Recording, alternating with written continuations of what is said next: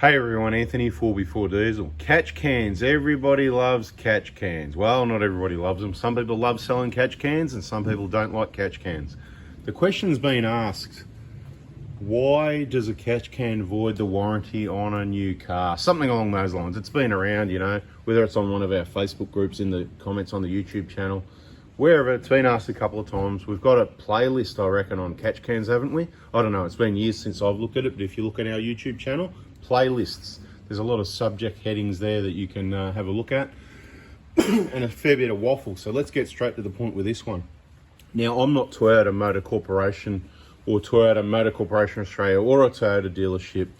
I'm just Anthony, but I can give you some reasons why I think, if I was at Toyota, why a catch can might void the warranty. Now, as many people say, if it was that important and it solved the problem, wouldn't they put it on standard? And of course, on some trucks and, you know, some vehicles, perhaps they do, but you know what? The ones we see, the Toyotas, the company we trust with the experience in engineering, they don't. Okay, so let's just be very clear and explain the difference between EGR and crankcase ventilation, because it's two separate systems that when they come together is the problem. So the crankcase ventilation, that's the glue, and the exhaust gas recirculation, that's the soot, or should we call it sand? Like, then we're talking about glue and sand, glue and dirt, you know, whatever the case may be, right? So just quickly, crankcase ventilation. So in engine combustion, basically the engine's running on air, there's moisture in air, therefore you get moisture. Moisture doesn't work with oil because the combustion's happening in the engine. Even though it's in the combustion area, you can't get 100% seal, so some of the moisture ends up in the crankcase, and therefore that's why you ventilate it. Otherwise, it was particularly more of a problem with older vehicles because, of course, they weren't as good quality either. So that's where they came up with PCV, crankcase ventilation, that sort of thing. It also takes out some of the gases, but there's not really a lot going on there. It's not a big deal.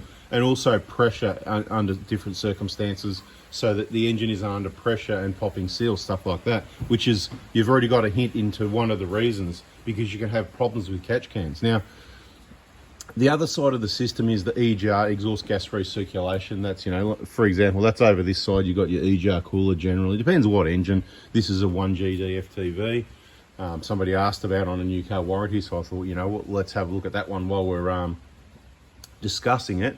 The exhaust gas recirculation, that's your dirt or your sand, right? So the crankcase ventilation, it's a very small amount of oil. Where does it come from? It comes from your engine sump oil.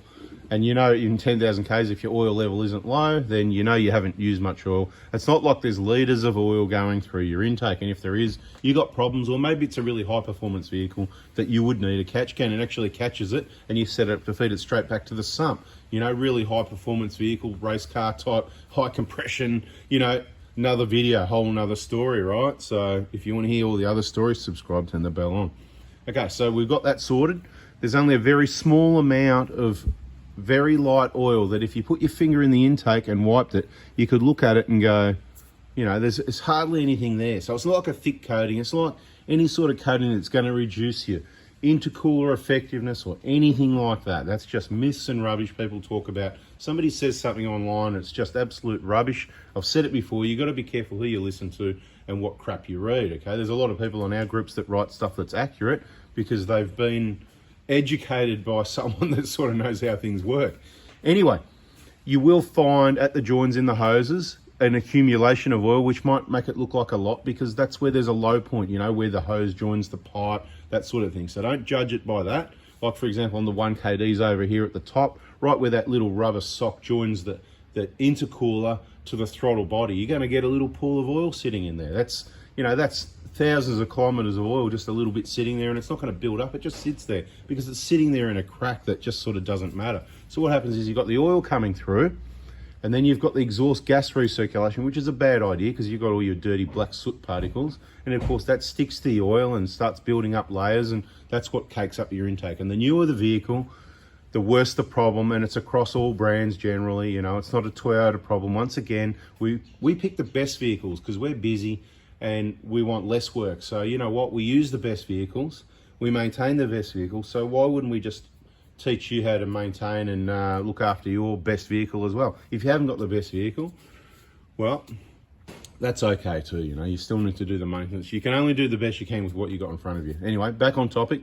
So we've got the oil, we've got the exhaust gas reset, all the soot comes together. There's your caking up problem. Now, to get rid of the problem really, because I like the oil, it adds a bit of lubrication, it adds a bit of rust prevention. It might add, if there was enough, it would actually add some upper end lubrication to your valves and stuff like that.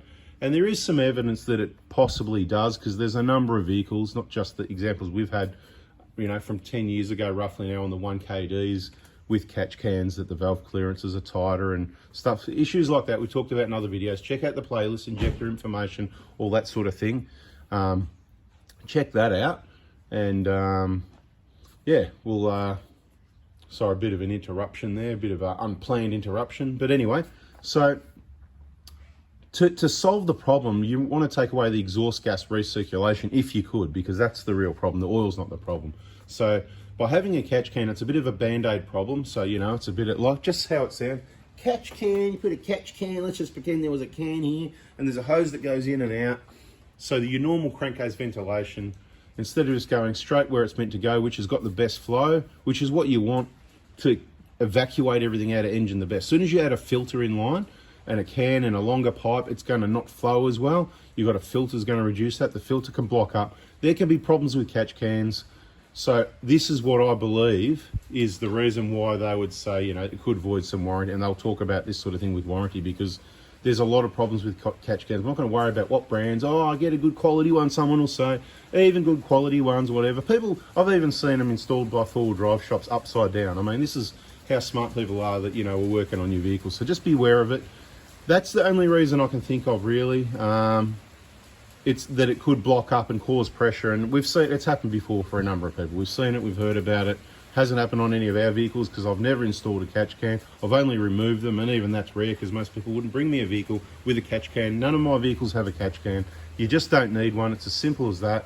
It's a bada bing, bada boom situation.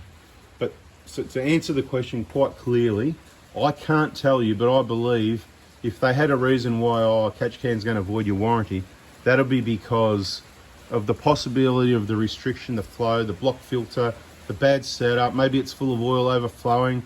Look, I don't know, you know what I mean? And generally what you'll find in there is mainly water. That's why you look in and you go, oh, it's all goopy and yuck. Oh, I'm glad this didn't go through my engine. Well, actually, that's what you've collected over thousands of kilometers. If that went through your engine, it's the tiniest bit of moisture and oil that it actually absolutely nothing whatsoever to even consider. Okay, so if you're thinking that way, waste of time. So it costs you money. Okay, there's risks of having problems with it blocking up. There's a risk factor that, you know, with the limited evidence, which could be a coincidence on the 1KDs of some vehicles with catch cans, including many clients who have done their own injectors and let me know what the valve clearances are, saying, you know, basically, oh, I think you might be onto something with that catch can thing, because, you know, they've only done maybe 100,000 Ks. The lower K vehicles, catch can been there a long time, standard EGR system, and the valve clearance was really low, particularly coming from number 4, because that's where all the dry abrasive soot's what we're thinking. Anyway, I hope that answers your question. We're out of here, so bada bing, bada boom. Hit the like, subscribe, and whatever you want, and catch you on the next video. See ya.